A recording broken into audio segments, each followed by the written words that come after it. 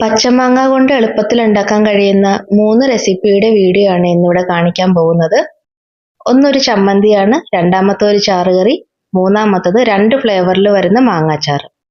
ആദ്യം മാങ്ങ ചതച്ച ചമ്മന്തി ഉണ്ടാക്കാം. ഒരു മാങ്ങ തൊലി കളഞ്ഞ് ചെറുതായി അരിഞ്ഞെടുത്തതും 4-5 ചെറിയുള്ളി, ആവശ്യത്തിന് ഉപ്പ്, കുറച്ച് മുളക് പൊടിയും ചേർത്ത് മിക്സിയിൽ ചെറുതായി ഒന്ന് ചതച്ചെടുക്കണം. ഇങ്ങനെ ചതച്ചെടുത്ത ചമ്മന്തിയിലേക്ക് ആവശ്യത്തിന് പച്ചവെളിച്ചെണ്ണയും കൂടെ ഒഴിച്ചെടുത്താൽ കഞ്ഞിയുടെ കൂടെ കഴിക്കാൻ പറ്റിയ നല്ലൊരു ചമ്മന്തി റെഡിയാവും. രണ്ടാമത്തത് മാങ്ങാപ്പച്ചടിയാണ്.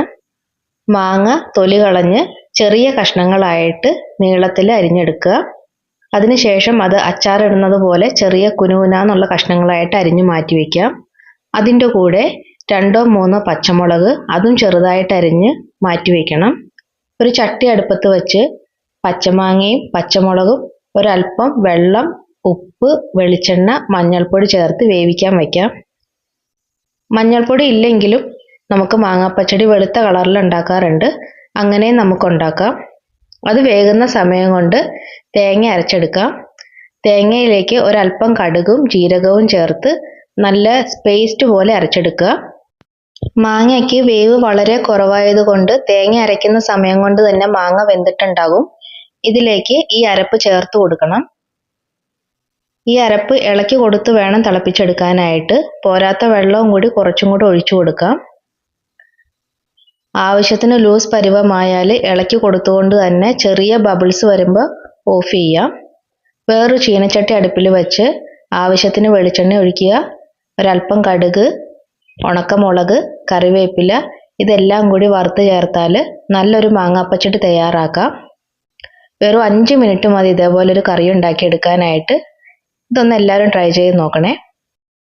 അടുത്തതായിട്ട് അച്ചാറാണ് ഉണ്ടാക്കാൻ പോകുന്നത്. ഇത് മാങ്ങ തൊലിയോടുകൂടി ചെറുതായിട്ട് അരിഞ്ഞ മാങ്ങ ഉപ്പിലിട്ട് വച്ചിരുന്നതാണ്. ഉപ്പുവെള്ളമാണ് അടിയിൽ കിടക്കുന്നത്. ഈ വെള്ളത്തിലാണ് ഇനി അച്ചാറിടാൻ പോകുന്നത്.